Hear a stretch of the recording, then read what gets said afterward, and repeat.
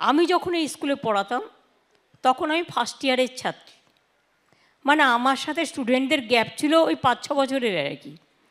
প্রায় আমিও স্টুডেন্ট ছিলাম সেই সময়, বাট সেই সময়টা হাত খরচা চালানোর জন্য বাবা সবাই মারা গেছে, এই চাকরিটা পেয়ে গেলাম। তখন মাইনে দিত 60 টাকা, ক্লাস 8 পর্যন্ত ছিল। আমার অনেক ছাত্রছাত্রীরা আমি দেখতে পাচ্ছি এখানে আজকে এসছে, অনেক দূর দূর থেকে এসছে, তারা এখন অনেক বড় হয়ে গেছে। এবং আমি বললাম ওই 4-5 বছর ডিফারেন্স ছিল আমার সাথে।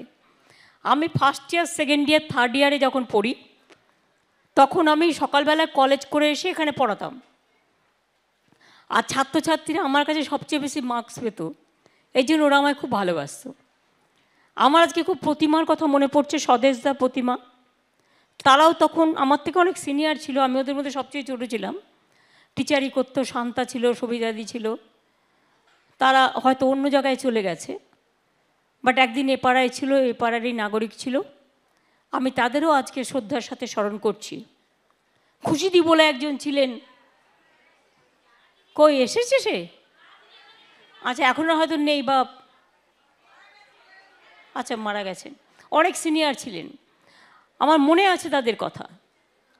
সুতরাং একটা তো ছোটোবেলার স্মৃতি থাকেই, যে আমি রোজ আসতাম হাঁটতে হাঁটতে বিশুদের ওই রাস্তাটা দিয়ে, স্টেট হরিশ্চন্দ্র স্ট্রিট হয়ে সোজা আজ বিশুদের যে গলিটা আছে সেই গলিটা দিয়ে ঢুকে তারপরে ভবানীপুর পাঠাঘাট হয়ে আমি আসতাম।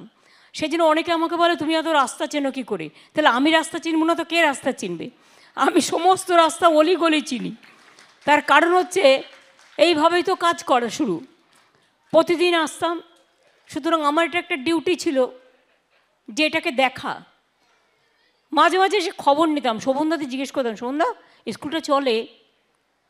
মাঝে বলেছিল অনেক দিন, হ্যাঁ ওই রকম কোনো রকম চলছে, বাট প্রমোটাররা কিনে নেবে বা কিছু একটা এরকম কথাবার্তা চলছে।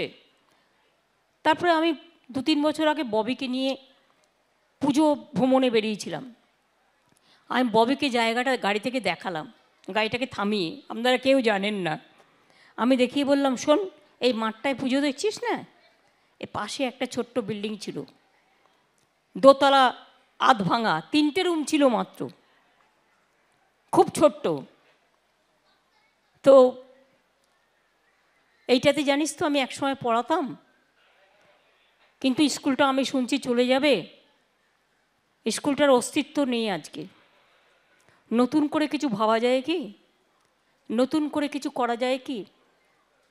আমাদের 2-3 বছর আগে পুজোর সময় আমি ঘুরতে এসেছিলাম।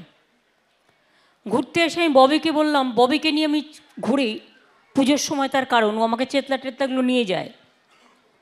বিশেষ করে 2-3টে ওয়ার্ড আমার ভবানীপুর কনস্টিটিউন্সির মধ্যে পড়ে, আমি প্রত্যেকটা পুজোতে যাই, যেমন আপনাদের এখানেও আসি। আজকে আমার খুব মনে পড়ছে সেদিনের পুরনো মজাদা, গেজুদা, হ্যাঁ গেদুদা, অশোক থেকে শুরু করে সব। আমরা একজনই আমাদের পুরনোকে হারিয়েছি। আমি তার বাড়িতেও এসেছিলাম, পার্থদাকে হারিয়েছি, আমি তার কথা বলেছি।